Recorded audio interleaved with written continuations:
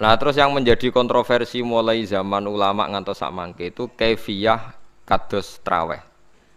Wis ora usah tersinggung niki ilmu.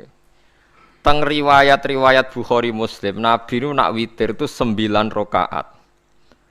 Lam yakut min hunna fi akhirihinna illa wahidan.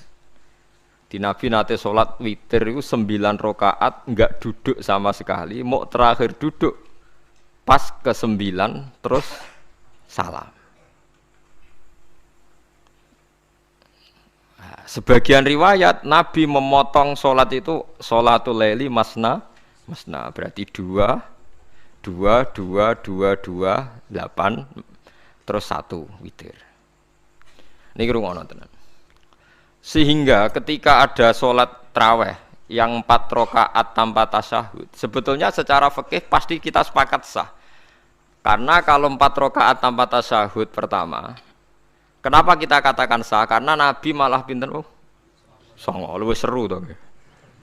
Mboten ini karena menjadi kontroversi. Nah, dan tidak satu pun ulama di dunia yang mengatakan tasyahud awal itu wajib. Sampean yakin tasyahud awal wajib napa sunat? Sunat. Artinya khasnya hukum sunat itu gimana? Kalau ditinggalkan tidak batal. Berarti misalnya ono tarawih 4 rakaat berturut-turut, berarti tidak ada masalah karena yang ditinggal artinya tasyahud awal yang kita yakin itu hanya sunat. Tapi dasar ra cocok iku didadekno masalah kan. Dalile apa ya dalile ra cocok. Lah sing darani masalah padahal darani tasyahud awal iku sunat. Kowe salat zuhur tasyahud awal sunat atau wajib? Sunat. Nak sunat tuh khas ya, ditinggal batal lho ora? Mboten. Tapi nak sing ra cocok ya batal. Hukum ono cocok ra cocok. Mboten iki kula terangno.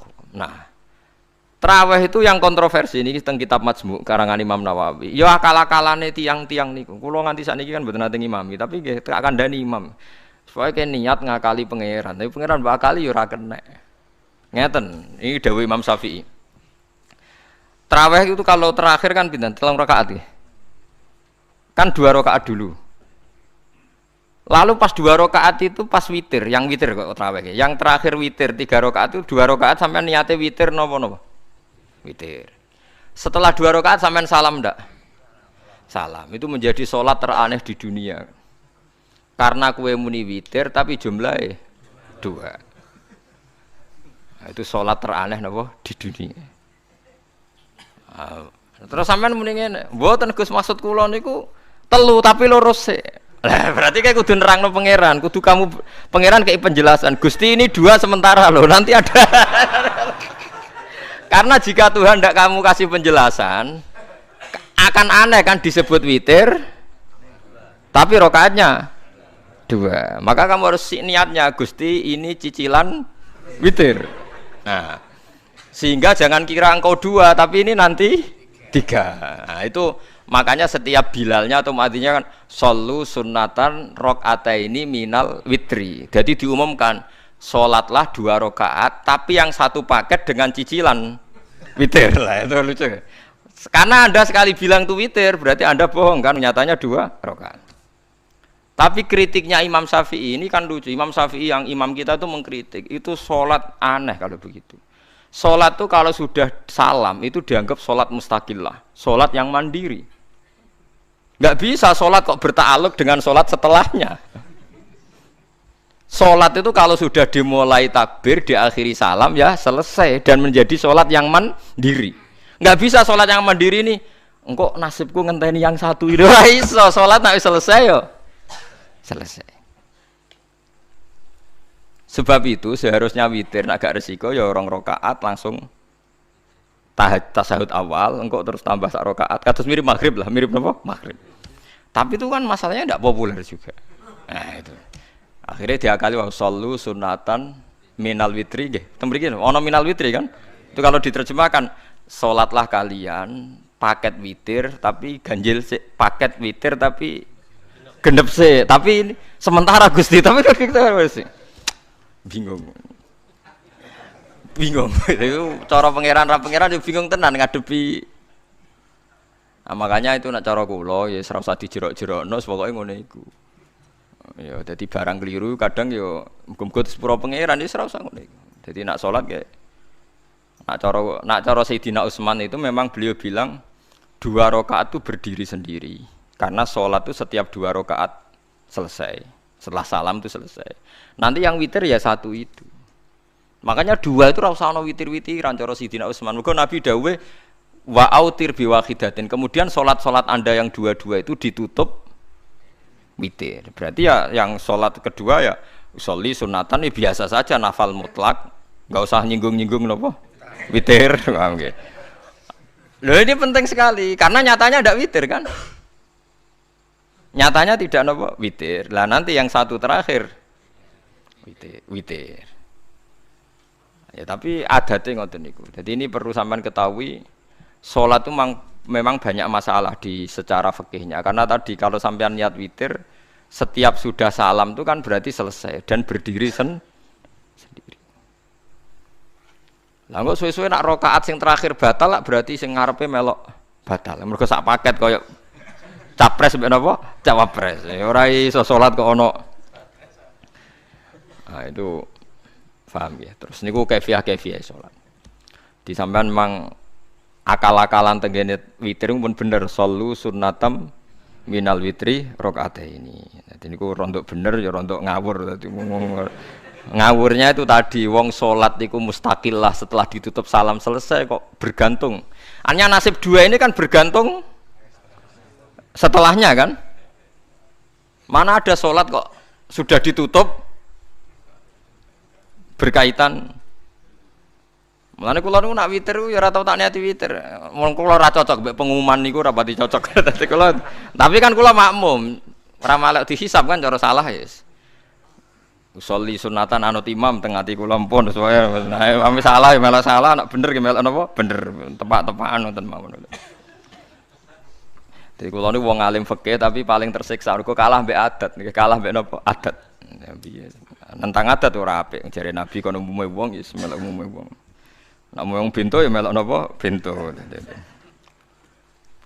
Nah itu ngintikan Imam Syafi'i harusnya punya rasa malu orang yang mengatur sholat sedemikian rupa. Sebetulnya sholat itu niatem salah lah, kelira-keliru lah. Wong sholat itu wis apik, ora usah detail-detail napa niat. Lalu dari Imam Syafi'i kowe mlebu masjid niat duha ya untuk tahiyat masjid, niat tahiyat masjid nek wektu duha ya untuk duha. Karena wis barang apik, wis piye-piye tetep apik. Ngono, dadi ora usah ribet-ribet niat ngono wong barang apik. Paham ya? Tapi kan sederhana kan sebenarnya kita tidak perlu bulat. Tidak perlu apa? Bulat. Paham gitu. Terus ini penting. Nah, terus yang ketiga masalah kesunatan jamaah dan tidak. Ini kalau terang detail. Menurut hukum fikih, tahajud itu jelas enggak disunatkan jamaah. Witir juga enggak disunatkan jamaah. Tapi semua ulama yang bilang tidak disunatkan itu enggak ada yang memfatwakan hak batal kalau berjamaah. Jadi tidak ada yang bilang dikatakan batal kalau jamaah. Cuma tidak disunatkan jamaah. Tapi Rasulullah itu pernah main di salah satu sahabat di waktu duha. Sahabat itu sakit, ingin ngundang Rasulullah, kepengen dalamnya di kenangan nanti tinggi sholat sinten Rasulullah. Ternyata Rasulullah ketika sholat, anak-anak dan istrinya yang sakit tadi ikut jamaah dan Nabi membiarkan. Bahkan Nabi sempat ngatur shaf. Padahal itu satu bentuk sholat yang kategorinya enggak disunatkan apa? Jamaah. Itu makanya Imam Nawawi bilang sholat-sholat yang enggak disunatkan jamaah itu masih boleh jamaah. Seperti witir, duha. Nggih, tapi aja terus jadi gerakan tahajud bersama. Nah niku kula ora cocok ning. Wong ora kepengin tahajud kok dijak napa? Tahajud. Wong kula nggih nate dipamiti Gus nek ana tahajud bersama.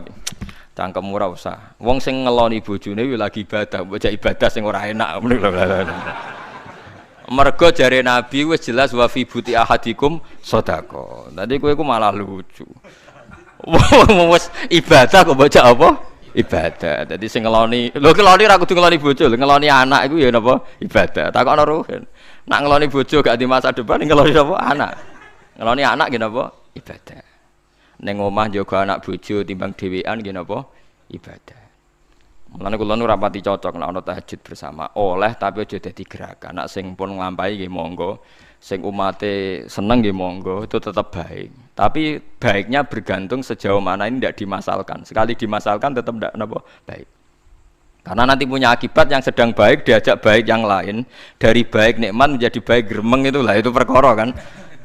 Hanya orang kan sepakat kan nak ngumpuli bojo ibadah, kabeh ulama sepakat kan. Dan itu penggemarnya banyak. Terus dijak ibadah yang penggemarnya sedikit. Dasar imamnya ra cocok lah itu kan resiko agama dikomentari kan tinggi. Makanya tidak usah dimasalkan. Sing kelon ya keben, sing turu ya napa? Keben karena turu ki ibadah kan. Wong turu niku mari ra maksiat. Wong zina mergo apa? Mergo ora turu. Wong maling mergo ora turu. Wong ngrasani wong mergo ora turu. Mulane kula nate cerita teng ngaji niki ana ulama wali. Saking seneng ibadah nganti janggal. Ana gak wali sing makome kaya aku. Didudono wali sing saurip-uripe turu kecuali salat fardu. Yaiku wali sing setingkat kowe. Mboten trimo Gusti tapi niku kok turah turu ya takokno sesuk. Kena apa kok turah? Turu. Jebule tak takoki, kena apa jenengan turah turu? Ya wong turu ora iso maksiat. Tapi nak kowe poso tahajud jenenge wong melek tepatine nduk ndi-ndi, tetep paling selamat iku apa turu. Akhirnya ngakoni dene. Jebule alim kuwe lah ya dadi turu iku iso dadi wali. Ke wong turu ora ngarah zina, ora ngarah maling, ora ngarah ngrasani wong. Dadi mulane akeh wali sing berangkat saka napa turu. Mulane Ashabul Kahfi ku wali sing kramate ku turu suwi. Mergo turu iku nak tepak niku iso dadi napa? Wali. Mulane kena apa kramate Ashabul Kahfi napa? Turu. Tapi aja tiru. Iki cerita ilmu ora kudu setujoni niki.